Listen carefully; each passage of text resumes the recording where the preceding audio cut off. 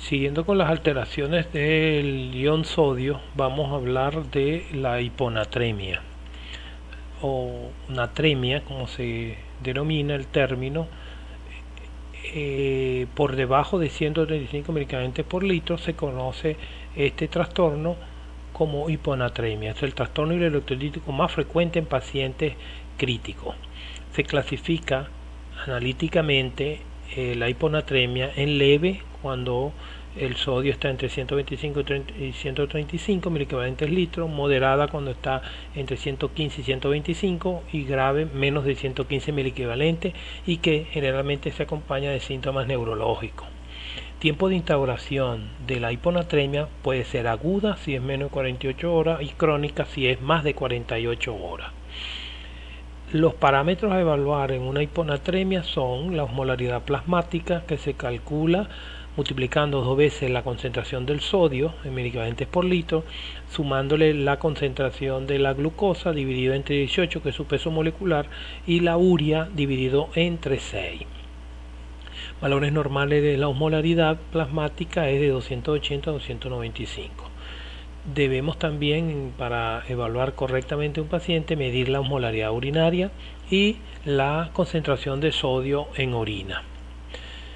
En primer lugar, debemos descartar que se haya cometido un error en el laboratorio.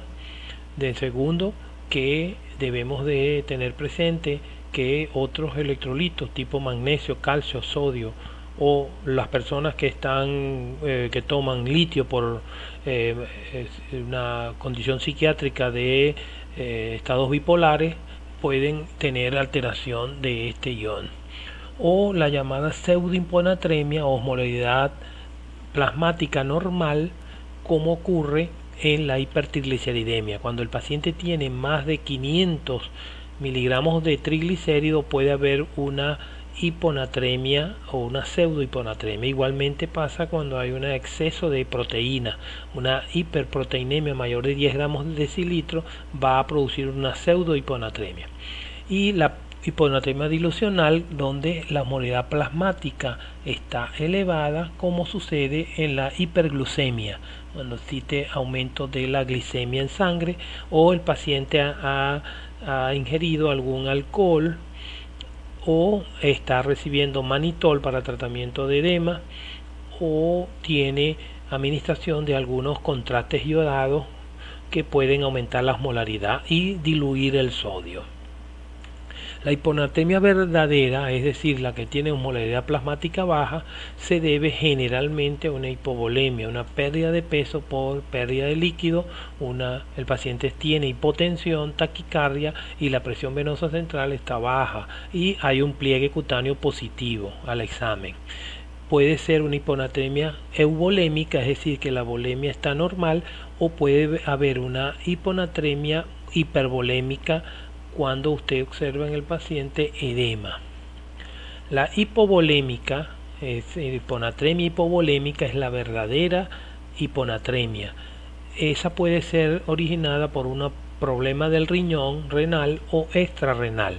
En los casos de que la hiponatremia hipovolémica esté originada por un problema renal, generalmente el sodio en orina es más de 20 miligramos por litro. ¿Cuándo ocurre eso? Cuando el paciente está tomando diurético o tiene un hipoaldosteronismo o una nefropatía perdedora de sal, o cuando el paciente tiene una diuresis osmótica porque tiene una diabetes mellitus, o el paciente tiene una síndrome de acidez de las acidosis tubulares tipo 2, o cuando se pierde bicarbonato.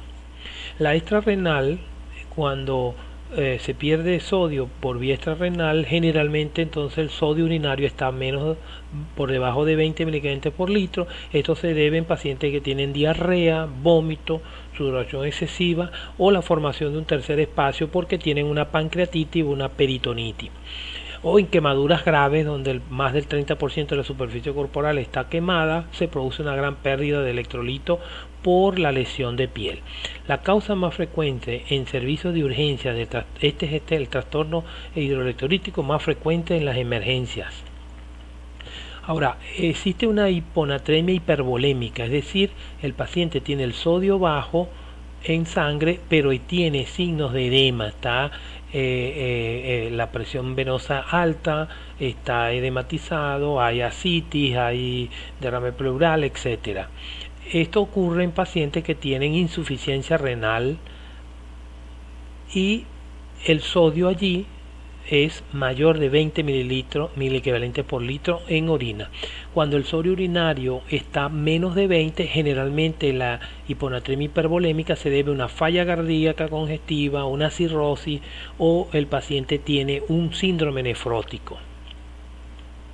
La hiponatremia euvolémica, es decir, que la volemia circulante es normal, hay que inmediatamente calcular la osmolaridad urinaria. Si es mayor de 100 miligramos por litro, entonces el paciente tiene un hipotiroidismo o una insuficiencia adrenal.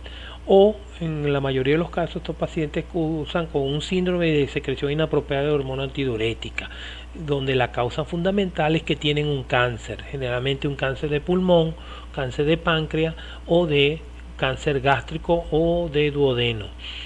Estos pacientes manifiestan esta alteración del sodio. También se observa en enfermedades pulmonares, pacientes que tienen neumonía, tuberculosis o tienen alguna enfermedad bótica por cigarrillo. La enfermedad del sistema nervioso central también puede causar hiponatremia euvolémica, como una encefalitis, una meningitis o un paciente que tiene un ictus isquémico o hemorrágico. El traumatismo de cráneo o un hematoma subdural o una hemorragia subaracnoidea también puede causar esta anormalidad electrolítica. Y algunos fármacos o medicamentos, como la administración de vasopresina exógena, como es la desmopresina o diurético, o clorpropamida para tratamiento de cuadros de psicosis aguda, metformina para los pacientes diabéticos, vincristina, que es un tratamiento oncológico para cáncer de linfoma, ciclofosfamida, otro quimioterápico, fluoxetina, que es un antidepresivo para síndrome de pánico, sertralina, un antidepresivo, haloperidol para pacientes que están en agitación psicomotora, en crisis psicótica, y barbitúrico y ácido valproico. Todos pueden causar hiponatremia o euvolémica. Cuando medimos la osmolaridad urinaria en estos pacientes están siempre por debajo de 100 miligramos por litro. En estos pacientes con esta osmolaridad urinaria generalmente se debe a polidixia psicógena o potomanía, pacientes que ingieren más de 2-3 litros de agua al día. Entonces, desde el punto de vista médico, ¿cómo valoramos la hiponatremia? Siguiendo primero la clínica. Si los síntomas son de menos de 48 horas, se considera que es una hiponatremia aguda, y la etiología la tenemos que descartar de acuerdo al algoritmo que ya vimos. Es importante que si la hiponatremia se presenta en forma rápida, debe de corregirse en una forma lenta para evitar las complicaciones de la corrección rápida o el tratamiento agresivo del sodio. Debemos de saber que la hiponatremia con crónica que tiene más de 2 días generalmente es muy sintomática. El paciente puede tener coma, convulsiones, y la pone en peligro la sobrevivencia de estos pacientes.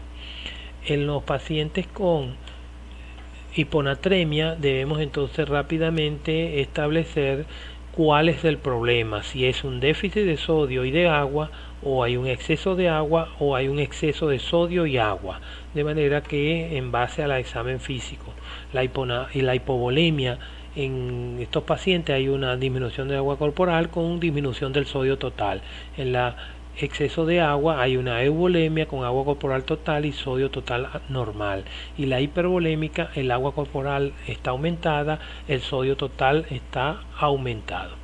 Y establecemos rápidamente en cada uno del algoritmo si se debe a pérdidas de riñón o extrarrenal, dependiendo del sodio en orina, mayor de 20 o menor de 20.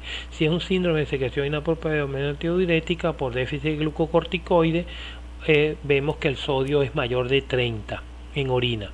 y si es un síndrome nefrótico, una insuficiencia cardíaca, una cirrosis hepática, vamos a tener siempre un sodio en orina menor de 10, y la causa de falla renal crónica o aguda siempre da un sodio en orina mayor de 20. De manera pues que el equilibrio osmótico que se establece en estos pacientes va a depender de si la pérdida de soluto es más importante que la de agua, y la hiponatremia va a dar síntomas dependiendo de la alteración osmolar que presenta el paciente. En relación a la clínica de una hiponatremia, el paciente que está hiponatrémico, hay un problema osmolar de donde la célula neuronal se hincha, produce edema neuronal, edema cerebral, que es lo que causa dolor de cabeza, mareo, deterioro del sensorio, convulsión y coma. De manera pues que en la hiponatremia el efecto crónico en la célula es un aumento, una turgencia de la célula. En el cerebro esto causa un efecto inmediato de ganancia de agua, ¿verdad? Rápida adaptación. El cerebro que hace pierde sodio, potasio y cloro para disminuir la osmolaridad dentro de la neurona, y esto pérdida de estos osmolitos de la neurona provocan, en el caso de una terapia inadecuada de sodio, una desmineralización del puente de Barolio y un cuadro de coma y cuadriplegia en estos pacientes. Por eso es que hay que corregir lento el sodio en estos pacientes. La adaptación del cerebro a la hiponatremia, a medida que se pierde sodio, también acompaña de otros electrolitos como potasio, la pérdida de solutos orgánicos en uno o varios días. Las neuronas hacen un atrapamiento de osmolitos dentro de la neurona, que son la glutamina, el glutamato, la taurina y el inositol, para evitar que se hinche la neurona, de manera que acumula osmolitos idiogénicos en la neurona. Y eso cuando la hiponatremia es menos de 48 horas, que no da tiempo que estos mecanismos de compensación, de creación de estos osmolitos, se produce un gran edema cerebral, que es la clínica aguda de la hiponatremia. En los casos crónicos que tienen más de 48 horas, logra el cerebro, la neurona, corregir estos trastornos osmolares, y el paciente puede, si usted altera este equilibrio, producir un síndrome de desmielinización osmótica, que es generalmente mortal en estos pacientes. La encefalopatía hiponatrémica, el riesgo más importante es en mujeres en edad fértil, sobre todo si están un postoperatorio, mujeres que habían estado recibiendo tiazida, niños o niñas prepúberes, enfermos psiquiátricos que toman líquido, polidixia, enfermos con hipoxemia y corredores de maratón. Son los que más son susceptibles a tener edema cerebral por hiponatremia. Y el síndrome de desmineralización osmótica generalmente acompaña a pacientes alcohólicos, malnutridos, que tienen otros desequilibrios electrolíticos como la hipocalemia, y en mujeres añosas que están tomando diuréticos para rebajar, sobre todo, que coincide en estos pacientes que han estado tomando crónicamente diuréticos. Entonces el hallazgo tomográfico en una paciente o un paciente con edema cerebral por hiponatremia, se observa la pérdida de los surcos, desaparición de los surcos corticales, desaparición de los ventrículos laterales, hay colapso ventricular por aumento de agua dentro del cerebro. Y esto generalmente va a suceder cuando la osmolaridad plasmática está por debajo de 280. Los mecanismos compensadores, en caso de que esté muy hiposmolar, el hipotálamo secreta DH para producir orina diluida.